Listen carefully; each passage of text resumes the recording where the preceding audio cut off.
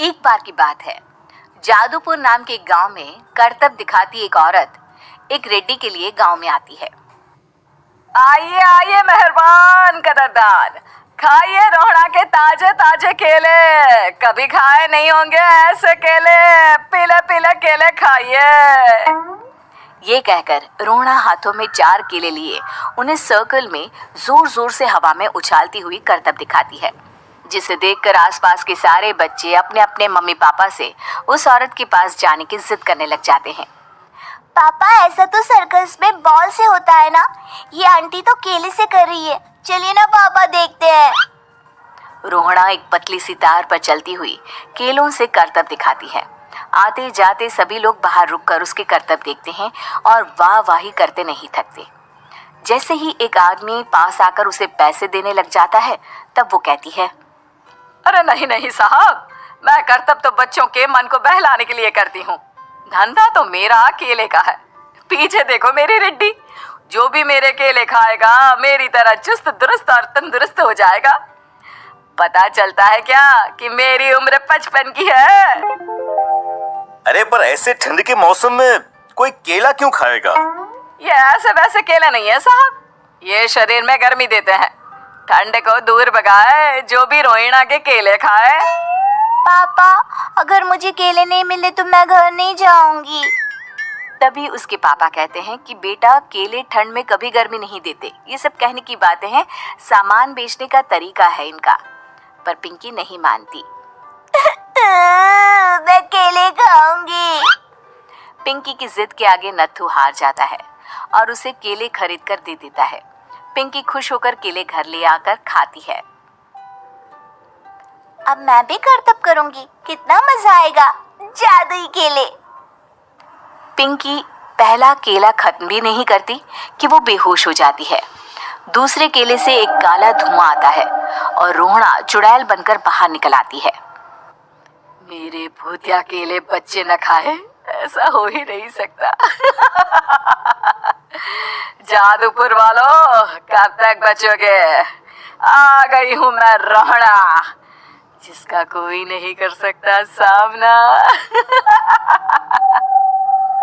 रोहड़ा पिंकी को गोद में उठाकर काले धुएं में कहीं गायब हो जाती है। शाम के वक्त नत्थू घर लौटता है और पिंकी को घर में ना पाकर उसकी माँ से कहता है, माँ पिंकी कहाँ है? अरे बेटा, उसे तो तू सुबह करतब दिखाने ले गया था ना, फिर कहाँ वापस आए तुम दोनों? मुझे लगा तू उसे अपने साथ मंडी ले गया होगा। हे भगवान, मेरी बच्ची कहाँ गई? मैं उसे घर ही तो छोड़कर गया था माँ। नत्थू गांव के घर कोने में अपनी बेटी को ढूंढता है, पर उसे वो कहीं नहीं मिलती। परेशान होकर आखिर रो रो कर नत्थू हिम्मत हार कर घर लौट आता है। अगली सुबह रोहड़ा फिर से करतब दिखाने आती है और इस बार पिंकी की तरह रोनी केले खरीद लेता है। 50 रुपए दिए थे पापा ने, सारे पैसों के मैंने केले खरीद लिए हैं। अब मैं भी आंटी की तरह ही करतबबाज बन जाऊंगा। यही सोचते हुए रोनी केले खाता है और पहला अकेला केला आधा खत्म भी नहीं करता कि चुड़ैल उसके सामने आ जाती है। मेरे साथ चलने का समय आ गया है रोनी। ये तो बस शुरुआत है। अब इस गांव के सारे बच्चे धीरे धीरे मेरे कब्जे में होंगे, एक बच्चा भी नहीं बचेगा। ये कहकर रोनी को गोद में लेकर काले धुएं में अदृश्य हो जाती है। इसके बाद हर रोज गांव में से कोई ना कोई बच्चा गायब होता, पर ऐसा क्यों हो रहा है किसी को भी समझ में नहीं आ पा रहा था। रोज की तरह अपनी बेटी पिंकी की तलाश में नत्थू गांव के एक तालाब के पास बैठा रो रहा था। कहाँ गई मेरी पिंकी? शकुंतला के जाने के बाद एक वही तो मेरा सहारा थी। अरे उसकी आत्मा कोस रही होगी मुझे कि मैं अपनी बच्ची को संभाल भी नहीं पाया। नत्थू ये कहता हुआ रो ही रहा था कि तभी तालाब में से उसे शकुंतला की आवाज सुनाई देती है। कहाँ थी तुम शकुंतला? हमारी बच्ची और सारे गायब हुए बच्चे रोहड़ा के कब्जे में हैं।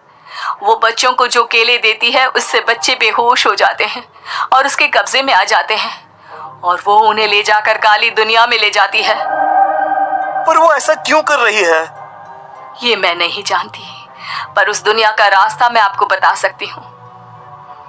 जहाँ ये नदी खत्म होती है वहाँ एक केले का पेड़ है, उसके नीचे एक दरवाजा है, वहीं से रास्ता जाता है उस दुनिया का। ये कहकर शकुंतला की आत्मा गायब हो जाती है। गांव के सभी लोग झुंड बनाकर उसी रास्ते से काली दुनिया में चले जाते हैं और वहां देखते हैं कि सारे बच्चे वहां काम कर रहे थे। पापा मुझे ले चलो यहाँ से। पापा पापा। सभी बच्चे अपने मम्मी पापा से लिपट जाते हैं। तो तुम लोग यहाँ तक आ गए? क्यों हमारे बच्चों को पकड़ लिया तूने?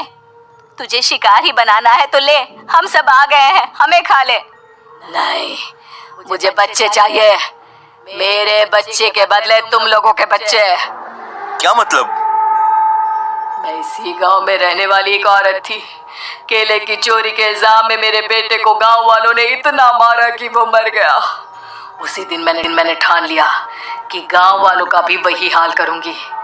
कुछ दिन बाद बेटे के चले जाने के दुख में मैं भी मर गई और मेरी भटकती आत्मा एक चुड़ैल बन गई। और फिर मैंने बदला लिया तुम सबके बच्चे छीनकर। बर्दाश्त नहीं कर पाए ना? सोचो मुझ पर क्या बीती होगी। हमें माफ कर दो रोना। पता नहीं ये किसकी गलती थी, पर हम सभी माफी मांगते हैं। हमारी खुशियाँ लौटा दो, तुम भी तो एक माँ हो। गांव वालों की बात सुनकर रोना का मन पिघल जाता है और वो बच्चों को छोड़ देती है। उसके बाद काली दुनिया बच्चों के लिए जादुई दुनिया बन जाती है। अब कोई भी कभी भी वहां आ जा सकता था।